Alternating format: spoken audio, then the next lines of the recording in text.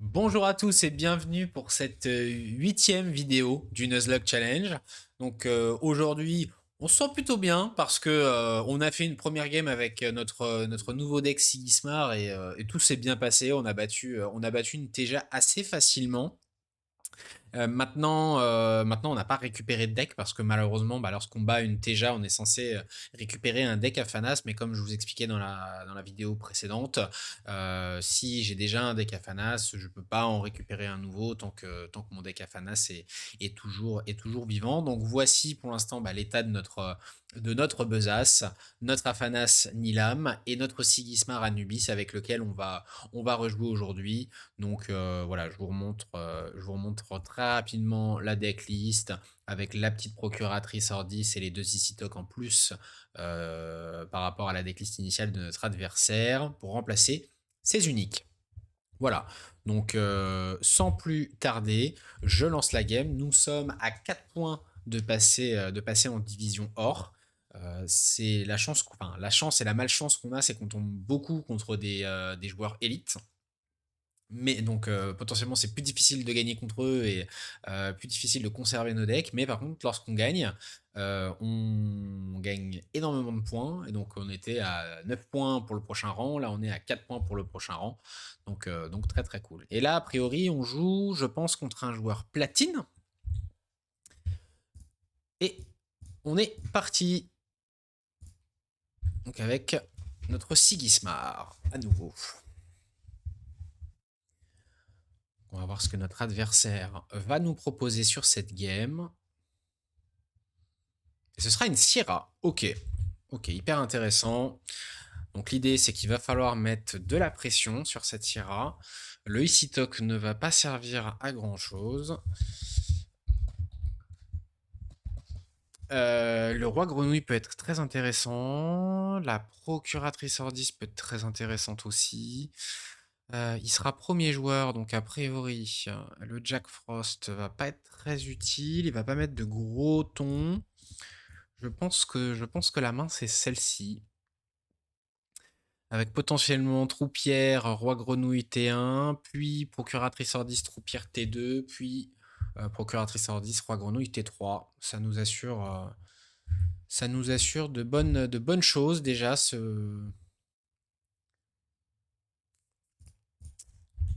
ce tour. Hop, on confirme. Est-ce que notre adversaire va nous jouer un permanent? S'il nous joue un permanent, a priori, on va pouvoir se positionner.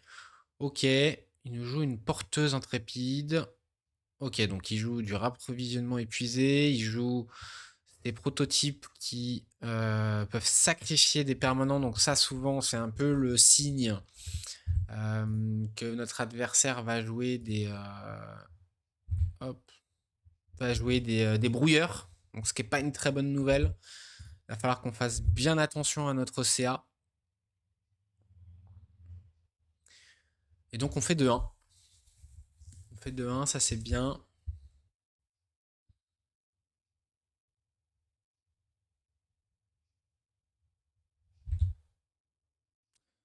Je pense que cet entraînement à l'esprit d'équipe doit partir.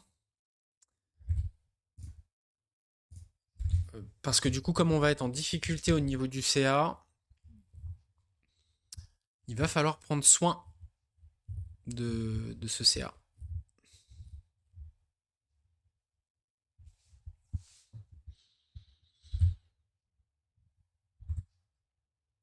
Ok. Notre adversaire qui doit jouer. Pour l'instant, il n'utilise pas le pouvoir de Trace, enfin de Syrah, pardon. Du coup, ce qui est étonnant, c'est une Syrah qui joue les brouilleurs. Les brouilleurs ne proc pas le pouvoir. Ok, donc là. Alors attendez, parce que là, du coup, il va créer un token, il va réapprovisionner, épuiser à chaque fois, il pourra garder une carte de plus en réserve. Et ici, un personnage adverse. Enfin, le personnage. Ah non, un personnage peut perdre Fugace. Ok, ok, ok. Donc là, la question, c'est où est-ce qu'il le joue, son token? Et c'est pas mal joué.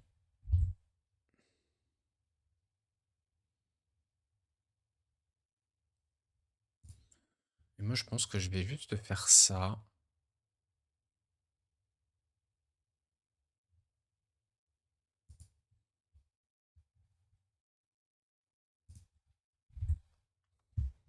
Je pense que je suis encore content de prendre le 2-1 ici. Donc, je vais passer, je vais prendre soin de mon card advantage, on a dit, hein. On a dit que c'était important.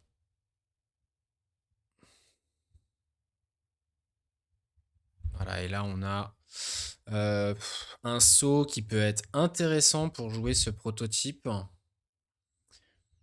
Mais c'est pareil, je suis pas méga fan du fait qu'il va prendre. Alors, il va mettre beaucoup de stats avec son Anansi. Après, est-ce qu'on n'est pas content de pouvoir gérer des ruches quand même? Je pense qu'on va acheter une procuratrice.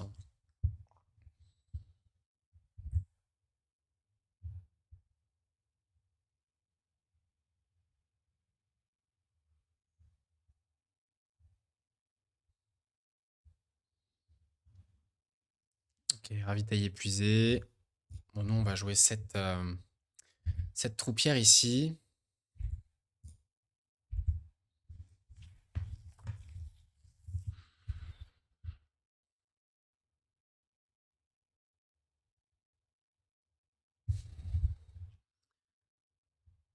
Qu'est-ce qu'il va pouvoir jouer? Ok, il joue cet Anansi.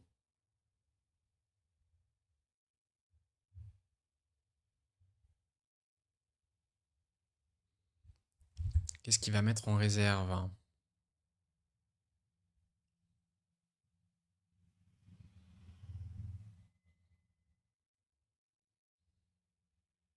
Ok, il met en réserve une Ada.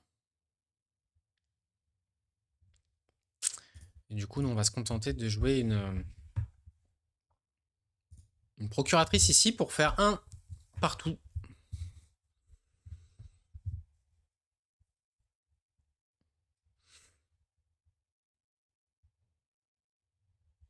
Ok. On va passer. Il va passer aussi.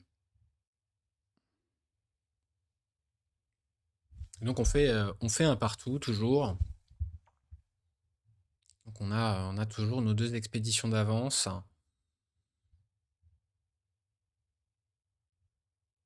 Mais on ne pioche pas pour le moment. Ok, ça c'est très intéressant. Ce marchand de sable. Mais là, le problème, c'est qu'en termes de mana, ce roi grenouille est intéressant en termes de stats, mais il fait pas le taf en termes de mana. Hmm. La question, c'est quoi notre tour si on prend une ruche ici? Si on prend une ruche, normalement, on passe toujours avec au moins une espionne Ordis et on pourra saut la ruche. Je pense vraiment que c'est cette petite grenouille qui s'en va.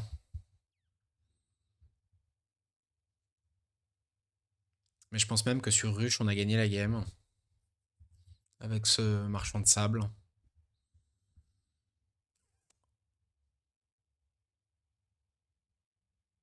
Ok.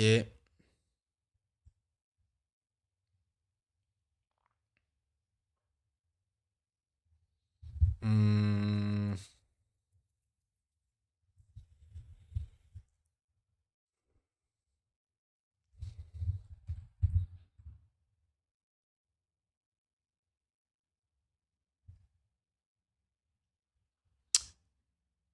Est-ce qu'on est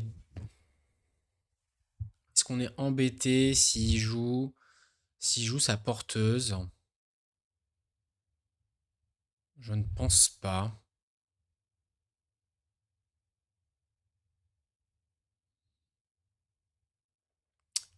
Le truc, c'est que en fait, on a envie qu'il joue sa porteuse. Si on espionne Ordis à gauche,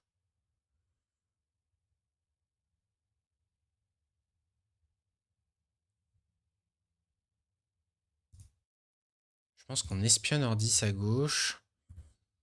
On sabote le Hogun.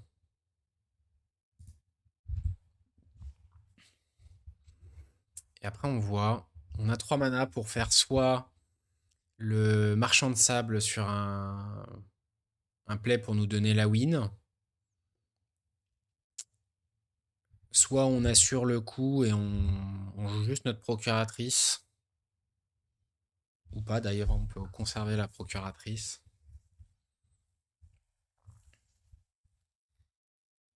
En tout cas, il y a beaucoup de façons de gagner ici.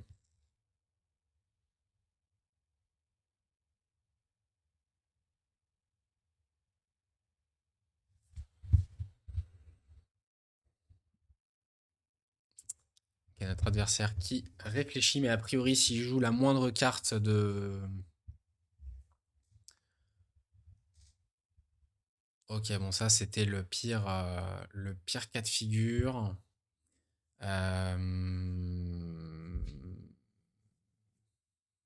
C'était le pire cas de figure. Pour 2 manas. Pour 2 manas, qu'est-ce qu'il peut jouer dans son deck? Il peut rejouer. Il peut rejouer un Hogun. Qu'est-ce qu'il a d'autre à 2 manas? Il a des Ada Lovelace, mais du coup, les Ada Lovelace, ça ne. J'ai bien envie de le tenter quand même.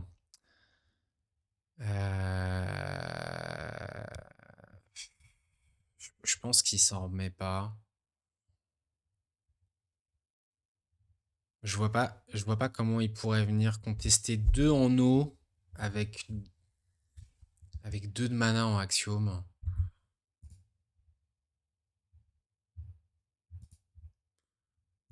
Allez, je le tente.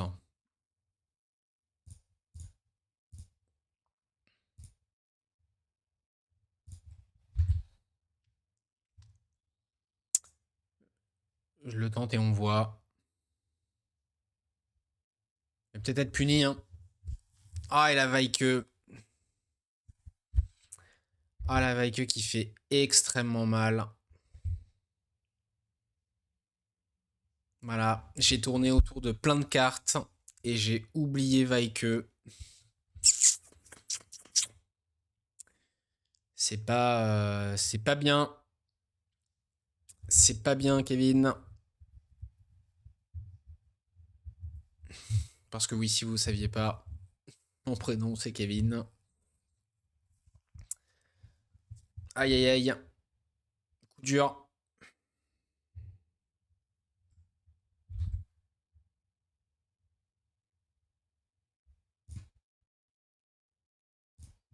Coup dur, coup dur. Bon, là, il faudrait retop deck un marchand de sable, par exemple. Quel plaisir. Alors là, est-ce qu'on part du principe qu'on peut se faire saboter?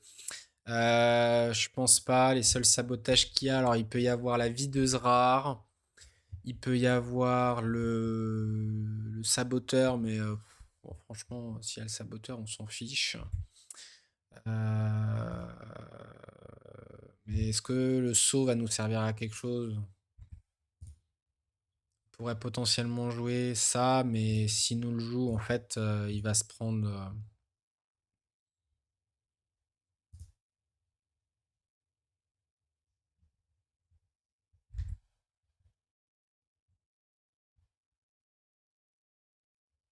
Ok. Bon, le AP, il lui sert à rien.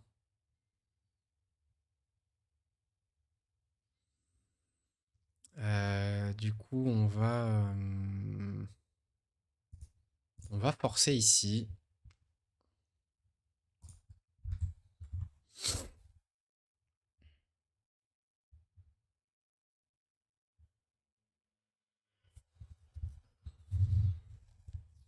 Bon, il n'y a qu'une carte en main, hein. Par contre, on sait il va proc son... Ah, redresser vos cartes en réserve. Il faut que je fasse attention parce qu'il peut jouer autour de ça.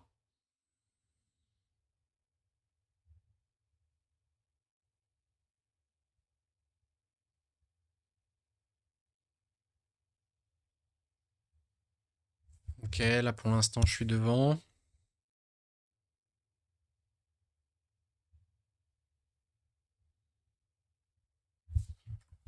Ok, donc là, on va passer devant ici.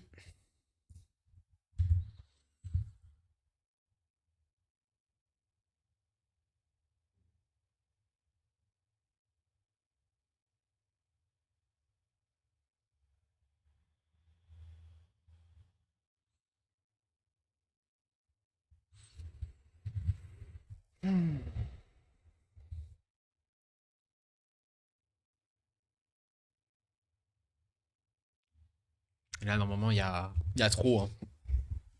Il y a trop à gérer. Ok, il sort la vaille queue. Il sort la vaille queue, mais... Aïe, aïe, aïe, aïe, aïe, aïe. Il va falloir qu'il ait quelque chose à mettre en réserve, mais il peut pas jouer la livraison.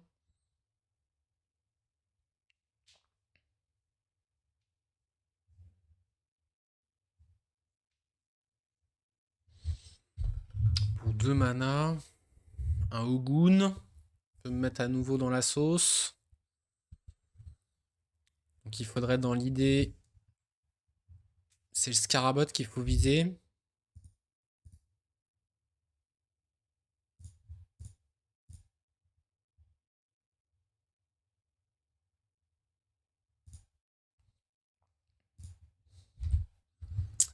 On vise le Scarabot, on est devant des deux côtés. Il faudrait qu'ils mettent du body, plus qu'ils mettent une carte en réserve avec 2 mana. Sachant qu'il peut pas jouer sa livraison. Son AP, s'il joue quelque chose, il aura plus la mana pour faire quoi que ce soit. Ah si, pardon, attendez. Vous pouvez jouer les cartes épuisées de votre réserve. Bah vous voyez, j'apprends encore des trucs sur Axiom. On en voit tellement peu. Mais de toute façon, on a joué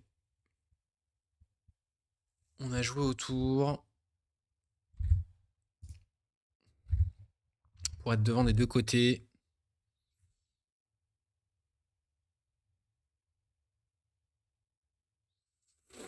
Et normalement, notre adversaire qui nous dit GG. Et c'est bon.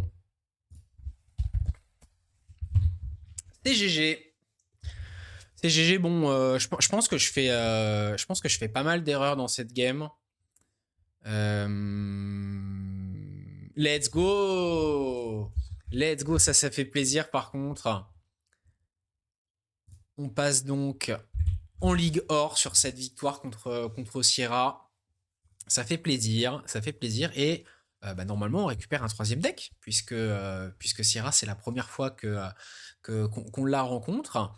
Donc, si je me rappelle même plus ce qu'on récupère.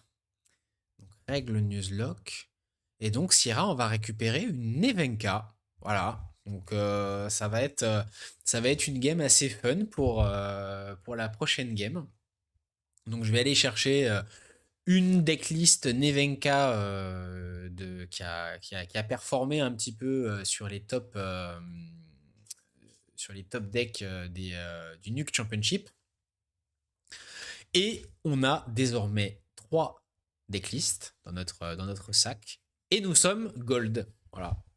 Un bon bilan pour l'instant. On a failli passer à la trappe à un moment sur la game sur la game contre Sigismar avec Afanas et c'est un peu la game qui a vraiment, changé le challenge puisqu'on on a récupéré Sigismar et Sigismar va certainement nous carry un petit peu, mais on va le laisser de côté pour la prochaine vidéo et du coup, bah, c'est ce pourquoi je vous donne rendez-vous donc normalement demain, au moment où vous voyez cette vidéo, avec donc la présentation du deck Nevenka que je vais jouer et la game avec Nevenka pour essayer d'aller chercher une 4e decklist et voilà, faire notre petit chemin tranquillement vers le palier platine. Donc merci à tous d'avoir suivi cette vidéo et je vous dis à demain sur YouTube pour la nouvelle vidéo. Allez, à plus, bonne soirée, salut!